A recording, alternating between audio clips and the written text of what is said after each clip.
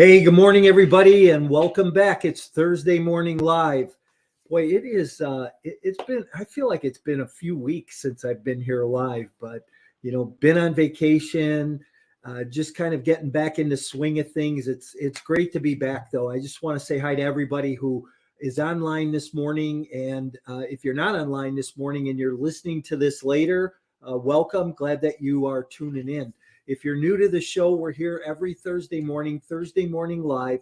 The focus is to bring on a Chicago-based entrepreneur, somebody who owns a business in the Chicago market, not necessarily real estate. That's my focus. That's what I do on a daily basis. But this morning we'll have a guest. We're going to talk a little bit about real estate. We're going to talk about some of those things that you maybe don't want to talk too much about. So, so if you're new, subscribe to the show. If you're on YouTube, hit the subscribe button, like us, love us, tell somebody about us, because we're always trying to bring some good content, some good information, things that are going to help you learn about being an entrepreneur and grow your business a little bit more. So I want to talk to you about being intentional this morning. What are you being intentional about? How'd you start your day? What was your daily routine like? And what is your focus for today? Big question.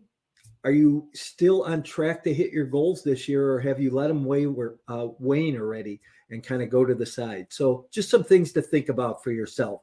So glad you're here. If you have comments, if you want to say something, throw your name in the chat. Let us know where you're from. If you have questions for our guest this morning, throw those in the chat. We'll try and get those answered for you as well. My guest this morning, though, a Chicago-based entrepreneur, been in the property management business for about 13 years. Jason Marcordes. He's with Landmark Property Management, or I should say owns Landmark Property Management. And he has a very good sized portfolio. So I think that you're in for a surprise this morning. Let's bring Jason in. Hey, good morning. Good morning, Mike. Thanks for having me. How are you? Doing well. How about yourself?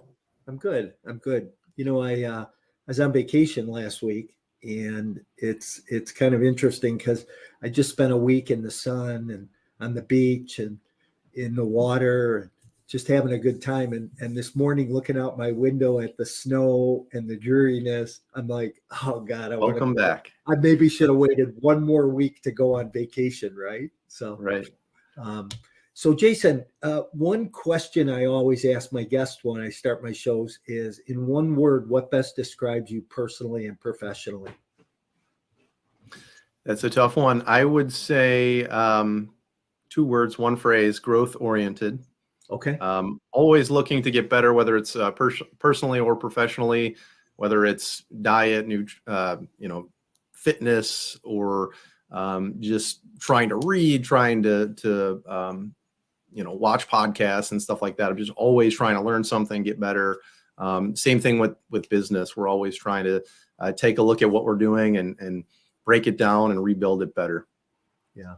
So, I find it interesting, and you said a couple of things along the way here, but I always say we don't grow professionally unless we grow personally.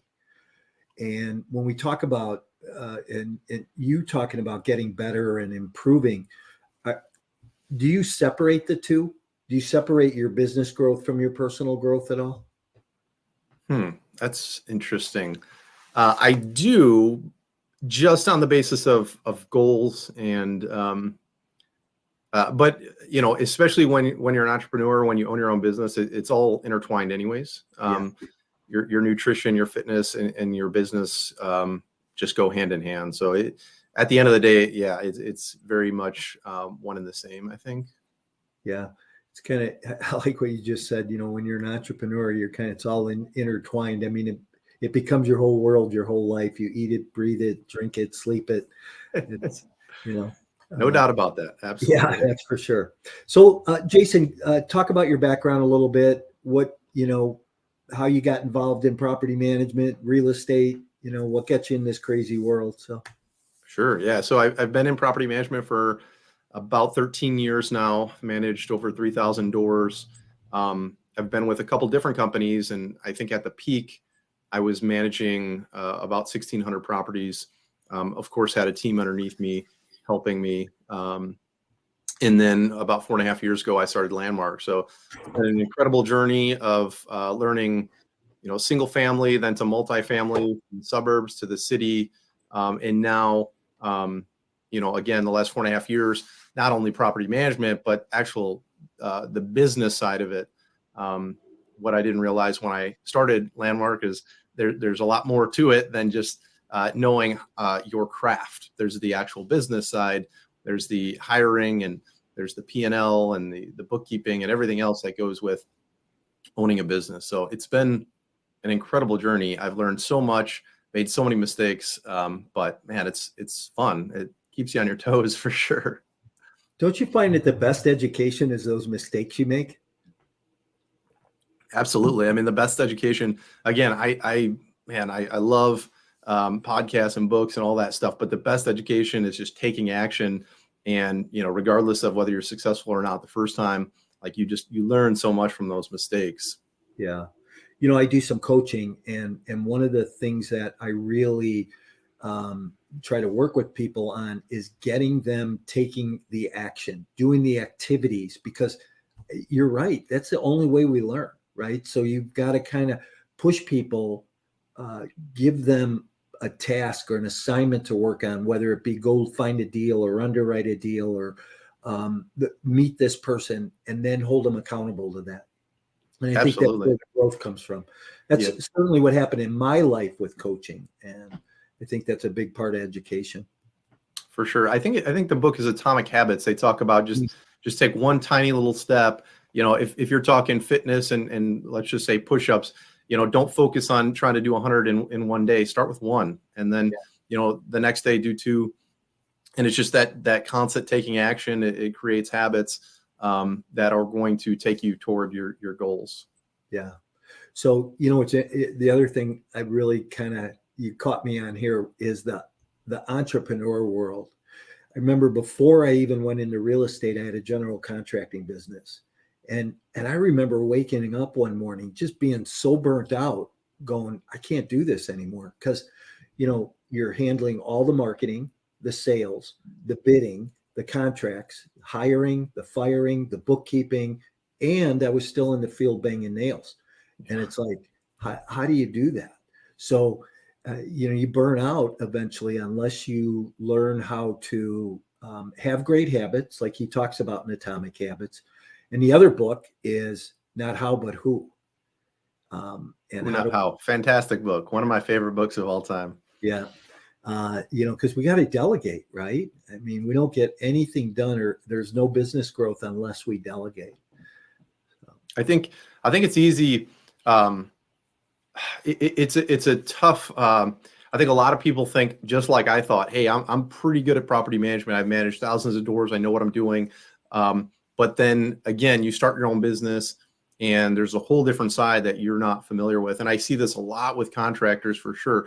You could be an amazing plumber, electrician, but when it comes to like actually running the business and answering the phones and scheduling and getting bids out in a timely fashion, like that's just not your specialty. But it seems like a lot of people don't know that there's help out there, that there's coaching, that there's other programs that you could plug into that teach you all this. I've been fortunate to, tap into a lot of that. I have multiple coaches and masterminds and stuff like that, and mentors that have helped tremendously. But it's so important to tap into that and then start to take that intentional action you're talking about and starting to hire and delegate those tasks. So in the spirit of being an entrepreneur, business owner, running a business, in the last 90 days, what's one thing that you've learned that you was kind of an aha moment for you? You're smart, you're laughing already. Yeah, I mean, that's tough. So we run on EOS. I'm sure you're familiar with Traction. Yep. And I've read the book probably 4 times by now. I'm in a EO, which is has a huge is influenced by EOS. And every time I read the book, I learn more and more. So just recently we had our annual meeting, so I was kind of prepping for that. I went back and read a couple chapters that talked about the annual planning. So really just how important that strategic thinking and like the bigger level, higher level thinking, and not only from an individual standpoint, but we have a leadership team of 4 people total. So it's not just Jason's ideas. It's, hey, let's open this up to the whole leadership team, and let's get input from everybody. And then not only that, once we have those discussions and set goals and set our priorities for the year and everything like that, is how do we convey that to the rest of the team? So that was a big takeaway for me, because in the past, it's like, okay, here's our goals, and we almost keep it secret as a leadership team, what the objectives are this year, or for the year. So this year, I basically took all of that, I put it into a little slideshow, and we had what we call all hands on deck meeting, which is the whole company. And I was able to present that and say, hey, here's where we're going in 2023. Here's where we were in 2022. We had a great year. We grew by 35%. Everybody did a phenomenal job. But here's where we're going in 2023. And I was able to basically, get everybody pointed in the right direction. And that was awesome. It was, I didn't quite know how the team was going to receive it, because a lot of times people don't like meetings, and it's like, oh, here we go again. Jason wants to have another meeting. But it was great. Everybody was pumped up about it and excited for some of the new stuff we're getting into, and just to really tackle a new year. Yeah. So did you ever read the book Death by Meeting? No, I haven't. I've heard of it, but yeah, that book is, I like meetings. So I've had a pretty large company in the past, and I can remember walking into some meetings going, how many of these do we need to have? Right. Because somebody on my management team would call a meeting for this or call a meeting for that. And I'm like, you guys figure it out, Yeah. We do have a lot of meetings, but we try to keep them short, as short as possible. And we try to, abide by the 2 pizza rule, and they're smaller meetings. Anyone who, if the content of the meeting isn't applicable to that person or their role, then there's no reason to have them there. We don't want to waste anybody's time. So, it's a fine balance, because communication, especially the larger you get, it's so important. But again, death by meeting. I mean, you don't want, and honestly, before, that's an interesting point. Before we started running EOS, probably 3 years ago, we only had monthly meetings, and I got to a point where I would cancel the monthly meetings, because I'm like, I don't know why we're meeting. I was just pulling things to talk about. Hey, we're going to, we focus on this and that. And now we have weekly meetings and monthly meetings and daily huddles. And we have plenty to talk about. It's each meeting is very fruitful, and it's good. Yeah. And obviously it's helped, because you're managing a pretty large portfolio now that you've been growing, and it's growing. I believe that you really like multi-family management versus the residential or one-off deals. Is that correct? It depends. So in the suburbs, what we see is like, a lot of single family home, a lot of condo, condo management, just because our pricing structure, it works better with that. In the city, if depending on the rents, we do quite a bit of small multifamily stuff. Now, a lot of people might not know this, but I want to just explain this. You said condos and management. So, there's 2 types of management around that, right? We have HOA, Homeowners Association management, and we have property management. Do you manage homeowner associations, or is that a no-go for you? We do not. So that's a great point. That is absolutely true. So 2 types of management. There's the actual individual condos, which we do manage. So if we have maybe it's an accidental landlord, they're getting a job transfer out to Boston or something, they will contact us and say, hey, I got this condo, we would like it, we want you to rent it, collect the rent, manage any kind of maintenance concerns or anything like that. That is what we do. We do not do the HOA management, which is like all the common areas and everything. we don't do that. And if any property managers are are listening and would do HOA management, please contact me. We're always looking for referrals. I referred at least 500 units last year plus. I mean, lots and lots of business that I refer out on the HOA side. We're always getting leads for that. Yeah, that's there's a couple of companies in Chicago that have large portfolios, 25, 30,000 units that they manage on the HOA side. And, you know, I took on when I vertically integrated my property management company a number of years ago, I remember taking on 1,000 unit HOA, and, you know, it was a nightmare for a year. I couldn't wait till the contract was over to get out of it. So that just, you know, I guess when you're in a space, in a zone that you really enjoy, you really like, and you're focused on that, you get better at that, and something else distracts you. It's the same way in the multifamily business for me. When somebody says, oh, hey, I have an affordable housing deal. Are you ready to skyrocket your investment portfolio and leave a legacy? Are you tired of inconsistent returns received in the stock market? Then it's time you take a look at alternative investment options, like a passive investment in multifamily real estate. No tenants, trash, or toilets, just a solid return on an annual investment, including quarterly returns along the way. These lower risk and secure assets are also a great hedge against inflation. If you want to hear more about these types of opportunities, email me directly to schedule a 15-minute consultation to see if you qualify. You can email me at mike@mycoreintentions.com. Well, I won't look at it. It doesn't meet my traps. I can't check the boxes on it because I'm a market rate rent guy. Right. And I like C and B product, market rate rent. So, you know, when you stay in your lane, so to say, you get better at it. And I think that your investors, the people you manage for, appreciate that more. Hey, absolutely. So let's talk about this. We know you got a pretty good sized company. Let's talk about your team, about your staff. Who's around you on a daily basis helping you? That is a great question. So on the property management and brokerage side, we have 14 total, including me. We all work remote, which is pretty, it used to be unique, but since COVID, it's definitely more common now. About half the team is international. So we have a portfolio structure. I don't know how detailed you want to get here. Yeah, you know, whatever you're comfortable with. So cool. So basically, again, portfolio style. We have a director of property management who handles a lot of the high level stuff, and then that's the property management side. And then on the operations side, we have a operations manager out of Peru. She's phenomenal.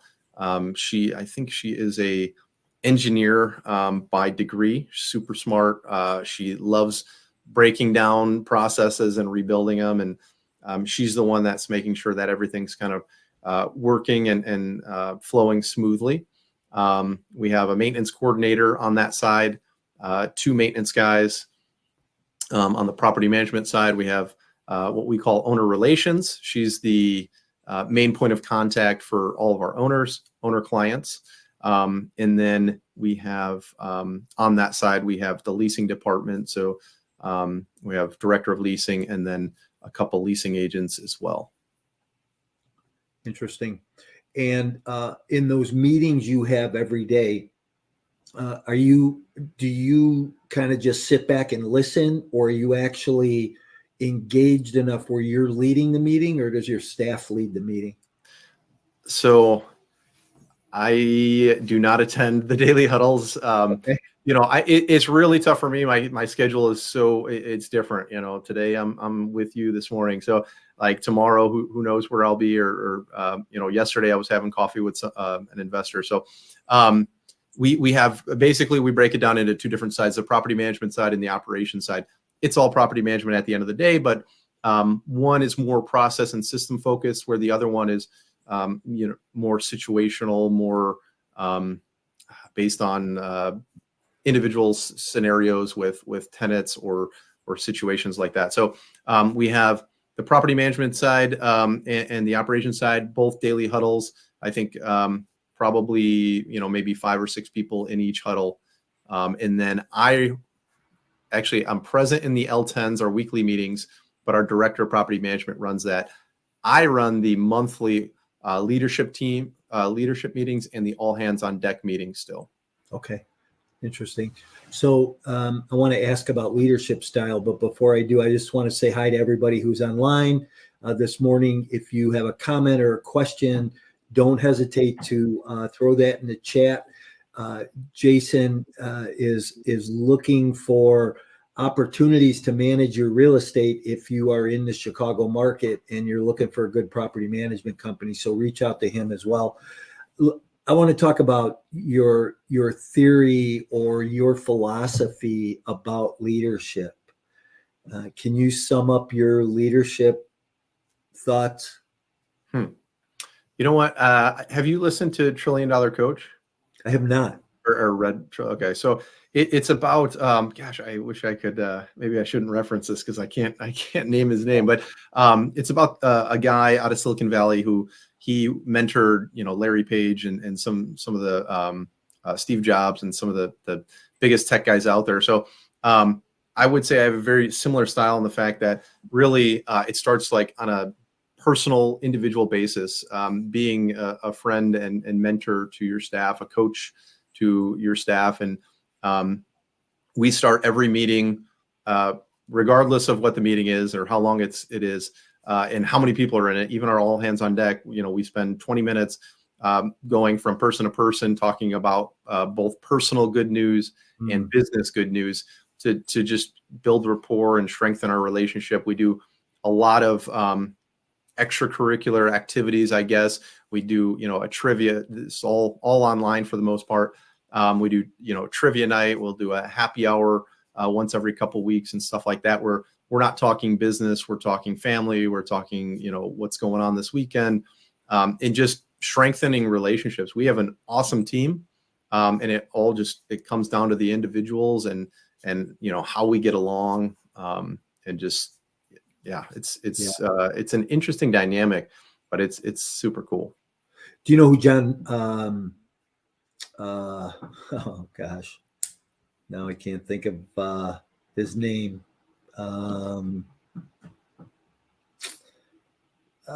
Big leadership coach, wrote a ton of books. John Maxwell. John Maxwell. Sorry. Okay. Went brain dead for a minute. Have you heard of John Maxwell? I have. Yeah. He's written like 80 books on leadership. Yep. And what I like about his style is that he teaches you to lead from within. So encourage the people that are leaders in your company to lead and be bigger leaders, and teach them to do the same thing. That's how you create good leaders. In my experience in the past has always been to get those people to, it's like I have an underwriter that I work with, and I always teach him, I say, look, if you have to walk into a board meeting and talk about this deal, why do you like this deal? And just try to get people to lead more and to do more. I think it strengthens the organization. And I really like what you said about, caring about them personally, because Dale Carnegie said, nobody really cares what you know till they know how much you care. So yeah, absolutely. That's true. We also, we're very open. I don't know if you've read, Ray Dalio's principles about a meritocracy. We're very transparent. We're very open. We try to be kind and say things in tactful ways, but we don't necessarily hold anything back. We do, hold everybody accountable, which I think is important. But at the same time, we are totally understanding of everybody makes mistakes. We tell everybody this, whether you've been with us for a day or for, 4 years, everybody makes mistakes. I make mistakes every day. Just own it, learn from it, and let's try not to do it again. So I think that's important too. And just as leaders, we try not to provide answers as much as we provide or we try to ask questions and provoke, meaningful thought and just, how do we, Jesus, I'm losing my words, but how do we promote our employees, our team members to come up with their own solutions, and think for themselves and not always have to rely on the boss, so to speak. Yeah. I used to always tell my staff, hey, it's okay to come to me with a problem, but when you do, come to me with 3 solutions. Let's talk about the solutions. We'll figure it out. For sure. Yeah. For sure. Yeah. It's interesting. So, hey, so I'm going to ask just kind of out of the box question here. What's one thing about property management you don't like? That is a tough question because there's so many things. No, I'm just kidding. It's you could be put in some really tough situations, between the owner and the tenant, where sometimes we're just stuck in the middle. And it's like, man, it's really tough to appease everybody here.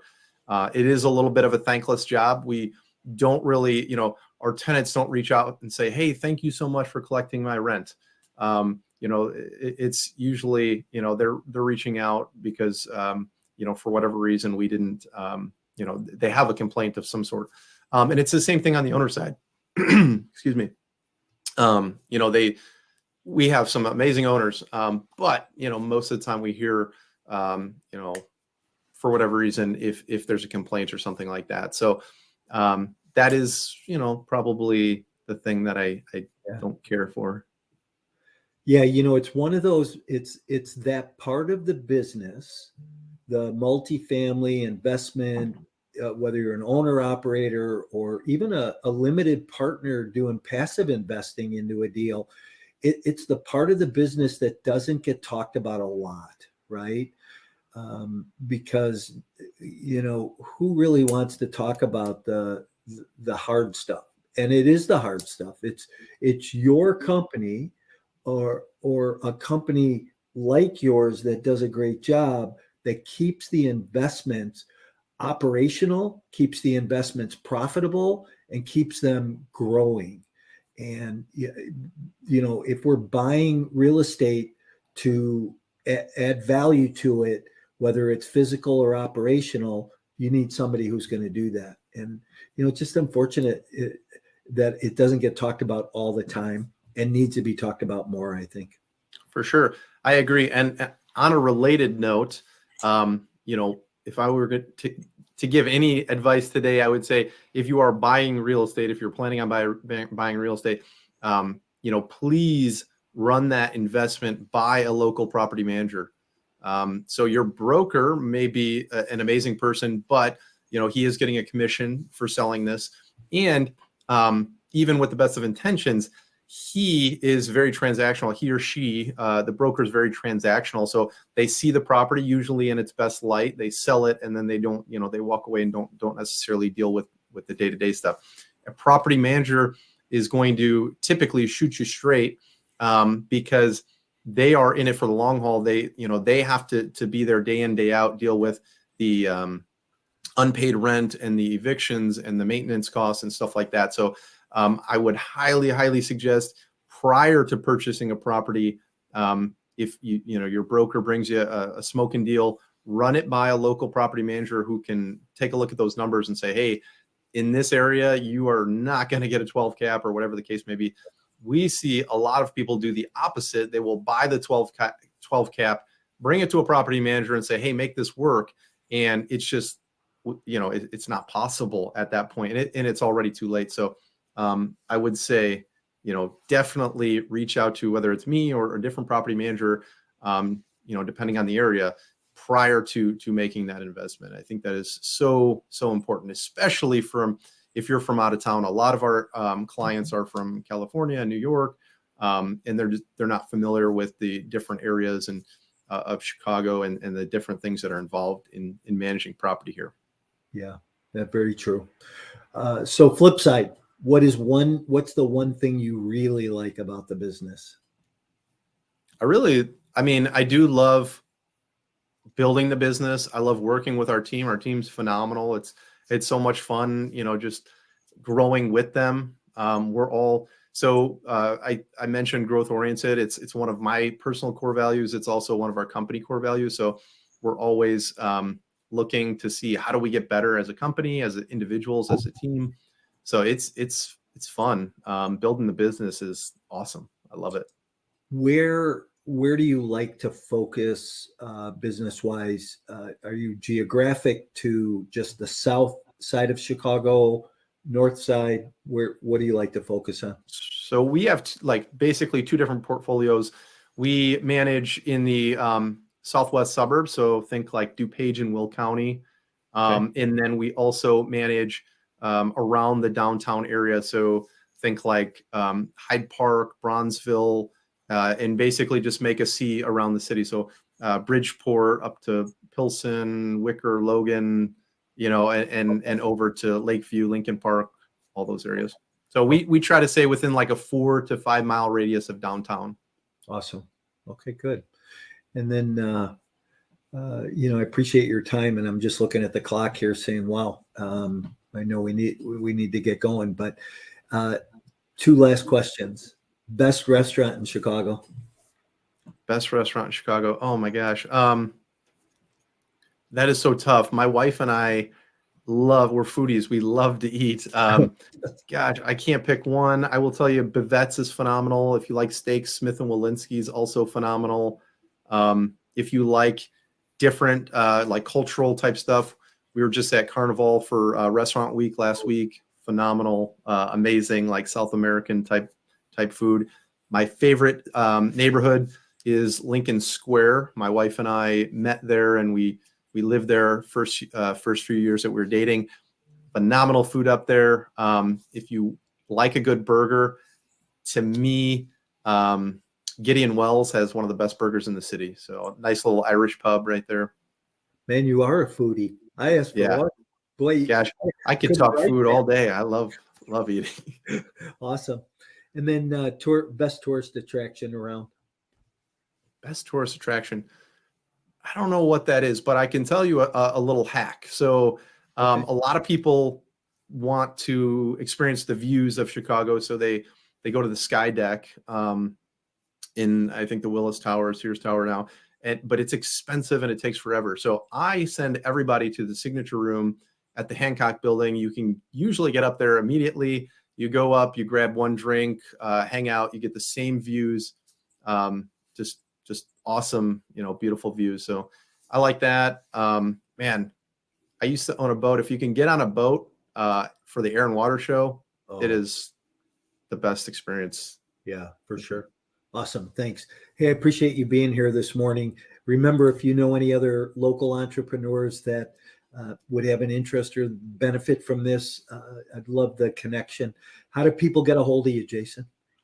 You can go to our website. It's chicagospropertymanagement.com. That's with an S. So chicagospropertymanagement.com.